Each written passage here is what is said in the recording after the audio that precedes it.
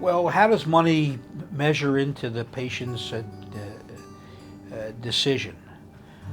Most programs, depending on geographic area, pretty much charge the same. So that's one thing that's pretty much, it's kind of like buying a car now, where the sticker price is advertised. So at least to my knowledge, most people charge the same in geographic areas because it's somewhat competitive.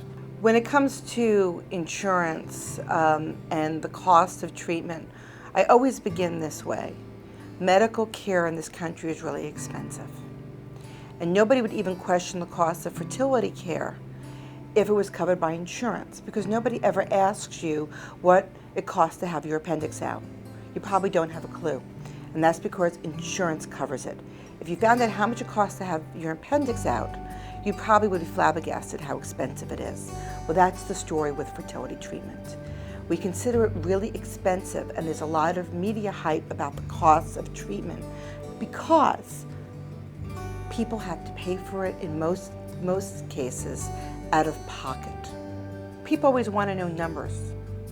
How much is it going to cost me? And again, I say back, well, it's going to depend on your treatment plan and what you need. And I encourage people not to look at one treatment cycle as their treatment plan, but to factor in 3 cycles of an IUI if they have open tubes and good sperm, and 3 cycles of in vitro fertilization before they consider if it's an egg problem, if they have to move on to donor egg or some other form of third-party reproduction.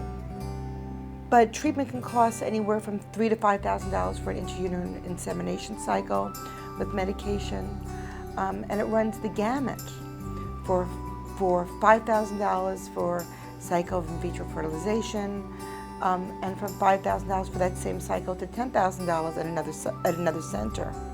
And then if you're looking at third-party reproduction, if you're looking at donor egg, you're having to pay the donor. And those fees will also range tremendously. The other thing I want people to keep in mind, especially if they're just starting out, is if we're to believe our own numbers, only 2% of all people who are trying to conceive will need the high-tech options, such as in vitro fertilization. So your cost may be much lower. You may never need to move on to the more expensive technologies. There are about 16 states with a mandate to offer or a mandate to cover.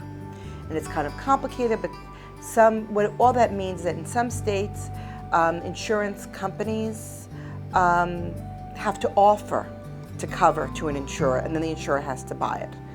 A mandate to cover means that you have to offer certain amounts of coverage. For instance, in New York State, there's a recently passed mandate to cover fertility medications and treatment up to in vitro fertilization, but in vitro fertilization is not covered. In Massachusetts, everything is covered. In California, it's a mandate to offer state. So there are a lot of states in this country, and 16 isn't very many, that offers some kind of support. So if you're lucky enough to live in one of those states, terrific. And even if you live in one of those states, you may find that somehow through some loophole, the size of your company, you don't have coverage. Something has to be done about access. I mean, more people have to be able to, that have problems in building their family, have to be able to access the system. So things have to be made more cheaper for patients, and there has to be insurance coverage because it's out of pocket, and these are young people who are just starting their lives, and for them to spend 25% of their annual income on a single IVF cycle, it's just it just can't be. It's just too much of a burden. We're all different. We all have different prescriptions for our treatment plan, and we're all going to face different costs.